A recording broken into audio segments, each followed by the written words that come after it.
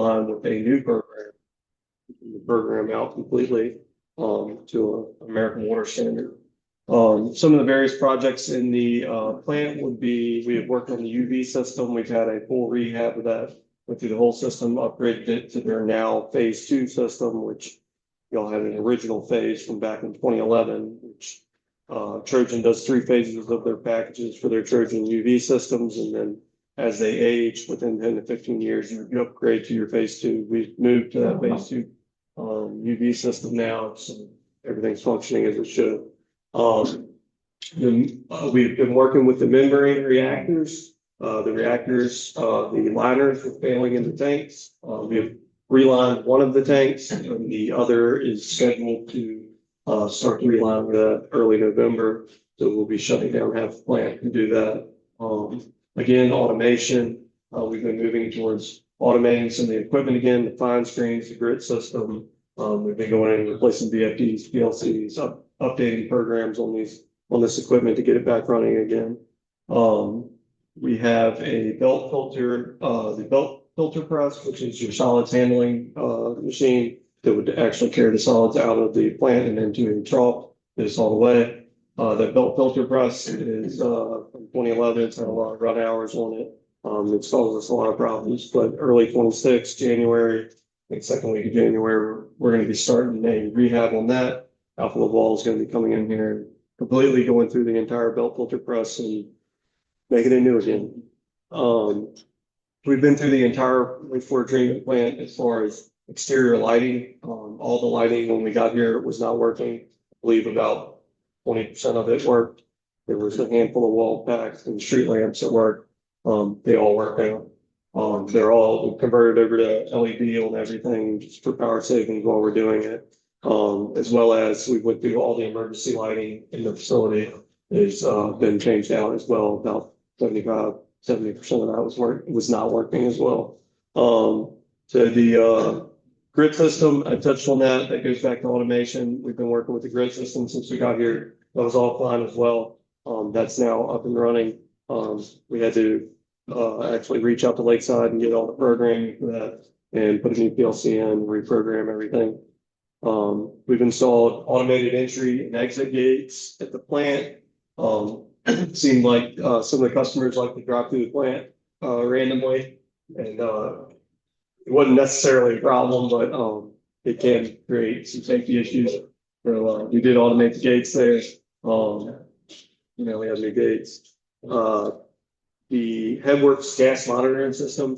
There was an LEL methane monitoring system in the plant, and it was functioning, sort of. We went ahead and reached out to MSA, upgraded the gas monitoring system to now monitor for LELs, methane, and H2S gas. The whole system's functioning now. We've also got H2S wrapped into that. We've done some HVAC and ventilation repairs. We went through the main MCC, the Headworks MCC, and solid processing MCC, as well as the admin building, and replaced the HVAC in each of those rooms or buildings. Your MCC rooms being your main control centers, where all your electrical is.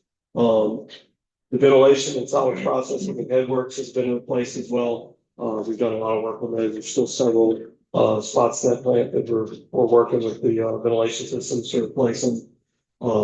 Out in the collection system, some of the major tools we've required is got a new vacuum truck. If you've seen that rolling around town, quite large.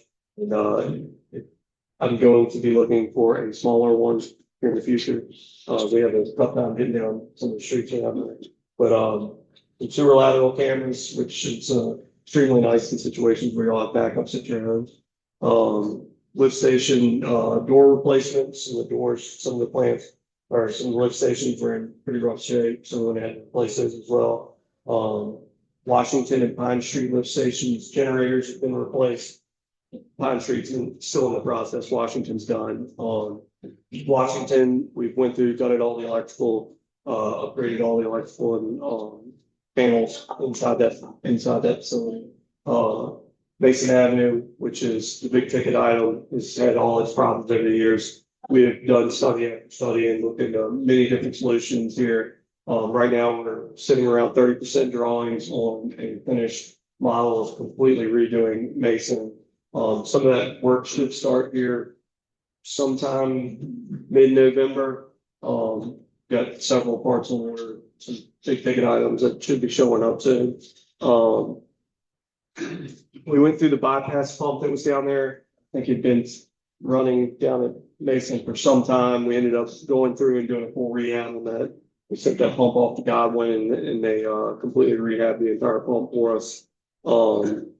We've also been working with just General Electric and lighting upgrades to all the lift stations. There was a lot of issues there, so we touched on each one and updated everything as it needed to be.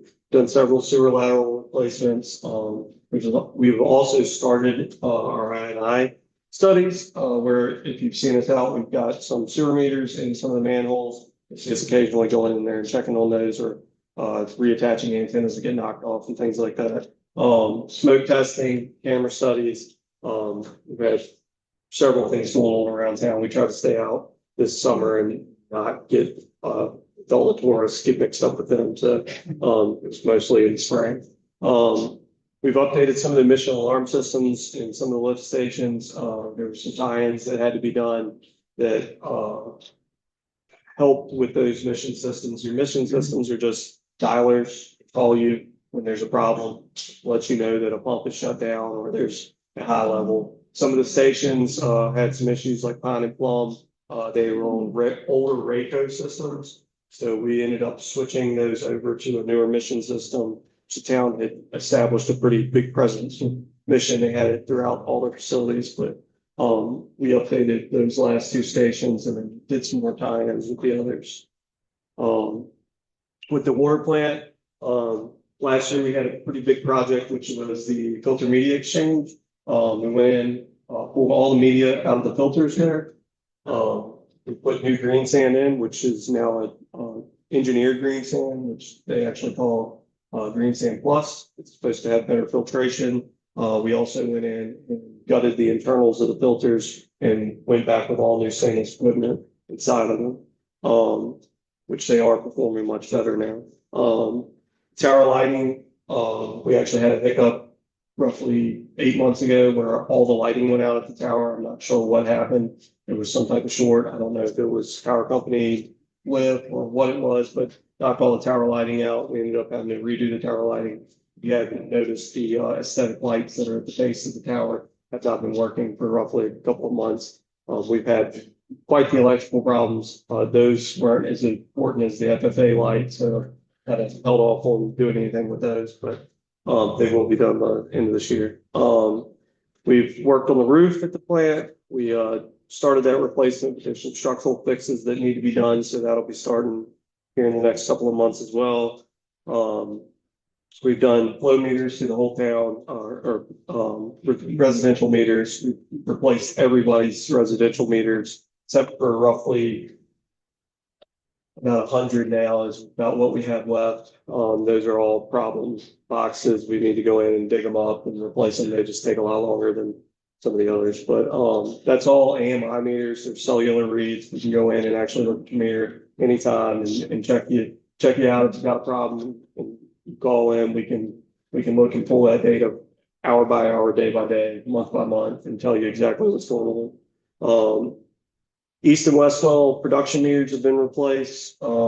As we did that, we went in, we've replaced the valve vaults themselves, the pressure relief valves on the wells, the stilling tubes, we've added transducers to try to monitor the levels in the wells themselves, pH and chlorine analyzers, west well rehab we actually completely pulled out the west well. This ended last week. I don't know if anybody would have seen the Somerset truck sitting out there, but we pulled the whole well, cleaned it, brushed it, chemically treated it, and put it back online yesterday afternoon, I believe. And with that, we also added a VFD, which is a variable frequency drive, to help us be able to lower the speed of that well to get better quality water, slow it down.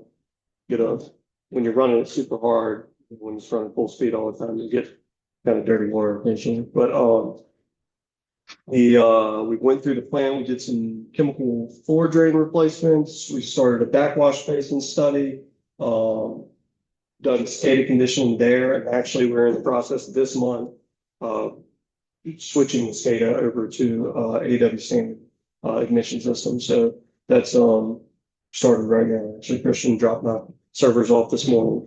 So, we're going to be starting with that very soon. We started with our distribution, system flushing, service line inventory, lead and copper studies, leak studies through the whole town, meter replacements throughout the distribution system, again, the AMI upgrades, installation and repairs of service lines, various new tools for our distribution crews. We actually did a main replacement on Strawberry Street as well. Went in and pulled a 3-inch T out and added an additional 4-inch loop. That kind of happened during the worst time, and it was not a fun one, but we got it done.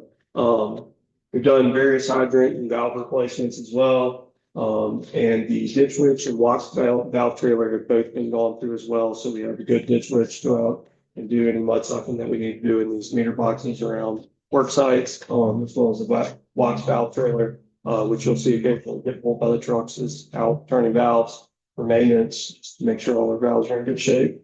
Some of the next steps for next year and forward after the CPS is put out, these are some of the things that CPS is looking at, would be the full replacement of the wastewater plant, SCADA system, the blowers and blower maintenance programs, as well as replacements, HVAC and ventilation studies, and we're going to be looking at replacements again, not necessarily replacing what we've already replaced this year, but making sure that everything is functional and working as it should.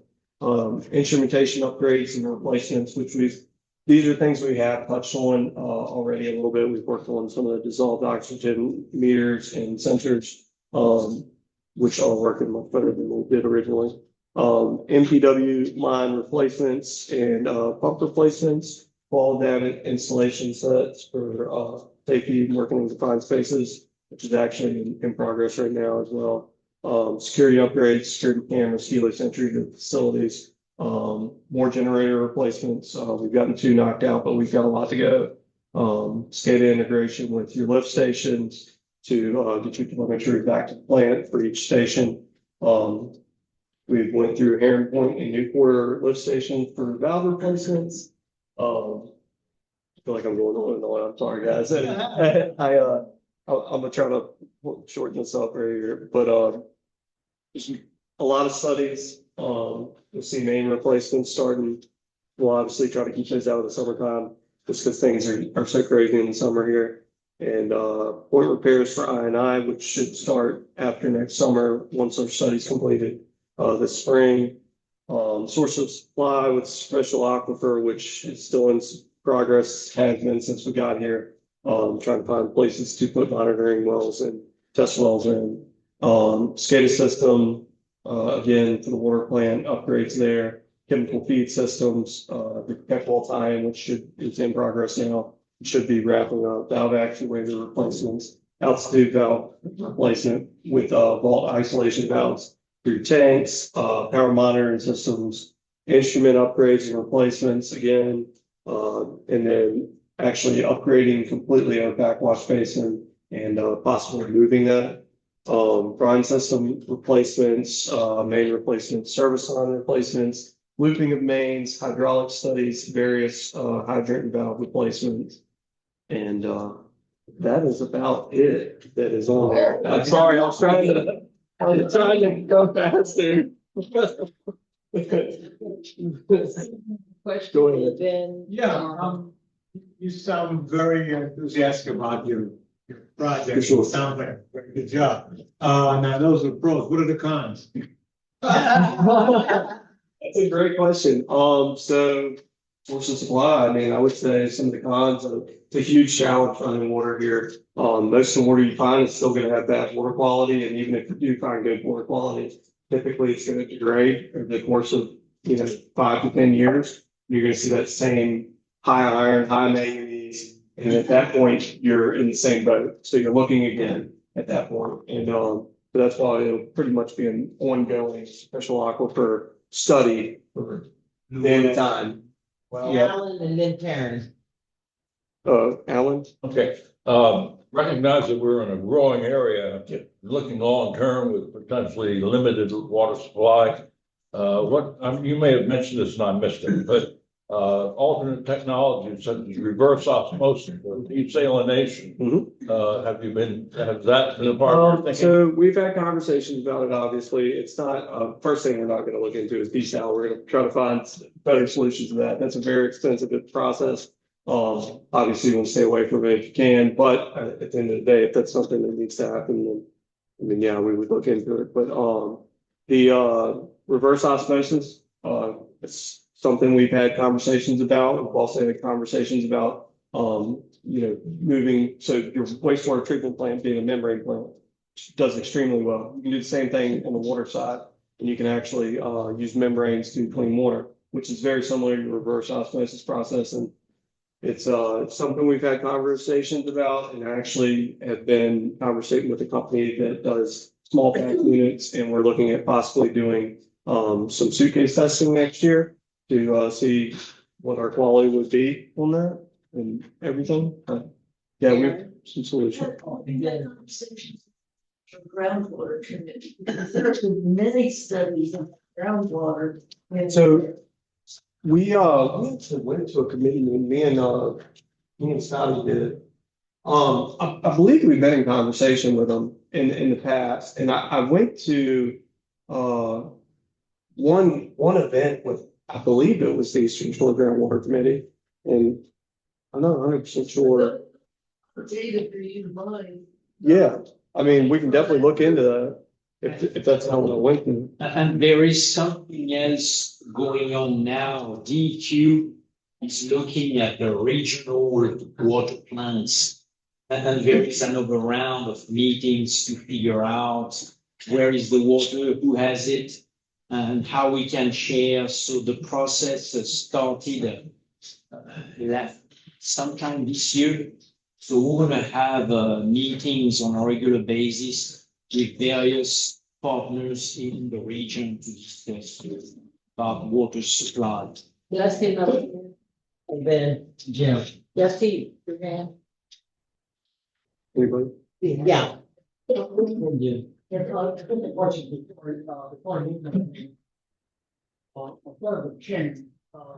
May, as a president, gave that famous speech about one of the greatest American myths, the water system.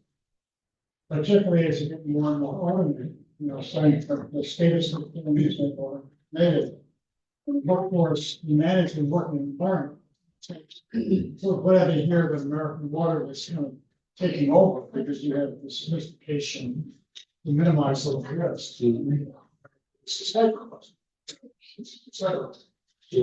And we've seen a number of water contaminated intrusion in the data.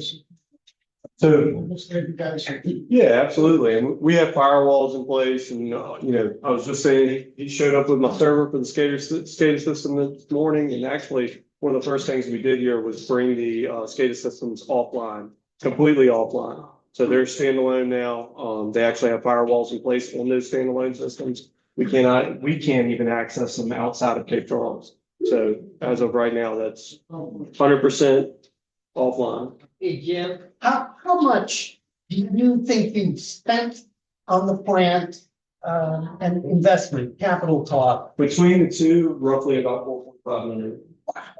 in a year and a half? Yeah, about 18 months. How much do you think you're gonna spend by the end of sort of phase one, fixing it up? We're kind of done fixing Yeah, we're it, through that size. so now it's more, upgrades, and it's gonna be, several more, $1 million in the next few years, yes. Another probably close to 8, I would say, somewhere in that ballpark. Something like that. Another 8 million. Roughly. I have a question. Are there any plans for expansion outside of Cape Charles? And can you talk generally about regional waters, outside of Cape Charles, like Sheraton or any other towns? We've had conversations about it, yes, and I obviously, absolutely, but some of the first things we have to do is we have to resolve some of the issues such as like the I problems in town, which is all of your water intrusion from the rainwater intrusion, which is detrimental to a plant. I mean, that plant sees extreme loading from rainwater. So once we've got a grasp on that, that opens up opportunities to be able to bring, more people onto the system once you've got a handle on that. So that's something we're working towards right now. That's one of the biggest things that we've been looking at over the last 18 months. So rainwater is considered more of a hindrance than a help. Oh, yeah. Don't even some of it's clean water. Yeah, no, it's hard on the plant, so, you have, permitted numbers every month that you can, it's how much you can put through that plant. And, when you get all that rainwater through there, all that does is run your numbers up.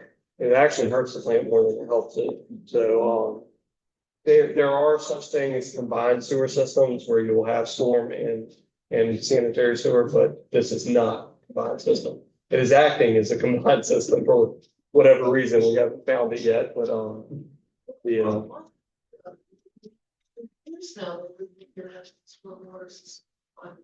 Where they cross, and we still haven't found it?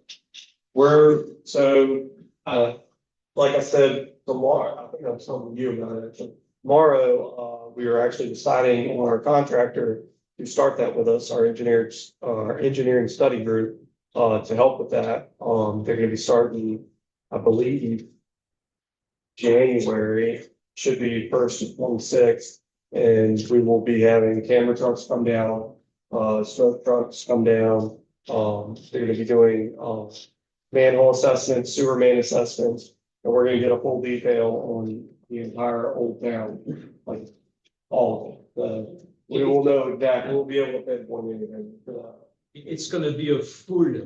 assessment, so we're gonna truly know what's going on. And we have an idea of some of it. I mean, from what we've done already, we've identified some smaller parts of it, but there's no way that we've even touched on the amount that, I mean, on the numbers, you look at the data, there's no way we've touched it.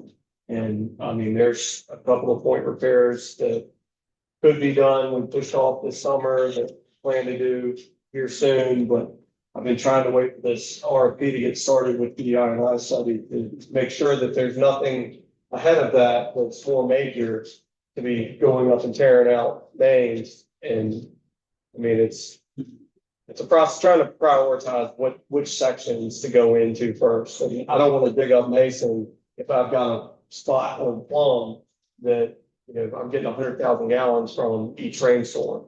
So that's kind of the idea there. If that explains that. Any other questions? What's that chemical you said was higher here than anything that you've ever seen? Iron. Iron, Yep. All right. rust, Yep. iron, That's in everybody's well. Yes. yeah. Yep. And it's actually so I live in Sheridan. My well water in Sheridan is the exact same way. It's iron on it. It's just common on down the peninsula. So you're going to see it anywhere you drill pretty much. You actually see it on the sides of houses here. So your shallow wells for irrigation. A lot of times you'll ride through like Bay Creek or even I've seen it in Old Town too. Some of these folks with their sprinklers and stuff out on their front lawns or even on the shallow wells, you'll see it on their siding. You'll see some iron staining from it. And that's exactly what that is. And it's not harmful. It's just, it gives a bad tinge to the water. It gives it that cloudy yellow color. And a lot of times when you see it go out and flush, you get that flushing notification and you get up and you turn your faucet on that night, you're going to see a tan tinge to the water. And that is just iron in the water. That's all it is. It gives it that tan color. If it's super heavy, it'll be orange. I've seen it where it actually is on some days. So. I want to say thank you for coming here and be here for any more questions. Thank you, sir. Before you leave, you have a choice of a mug or wine glass. Which you desire? Mug. Okay, Yes, thank you. okay, and Christian, which do you desire? Mug or wine glass? It's a mud. Both have mugs. Thank you. Sure. Thank you for. Yep.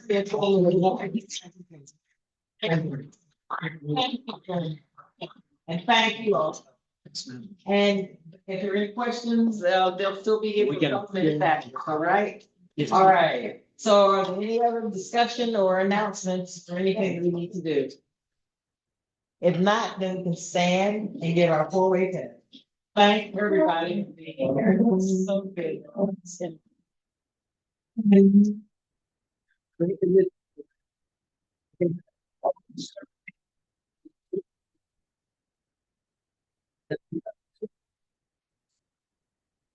Will we have some time? Yes, we will. Thank you, everybody. We are officially adjourned. Thank you. Okay.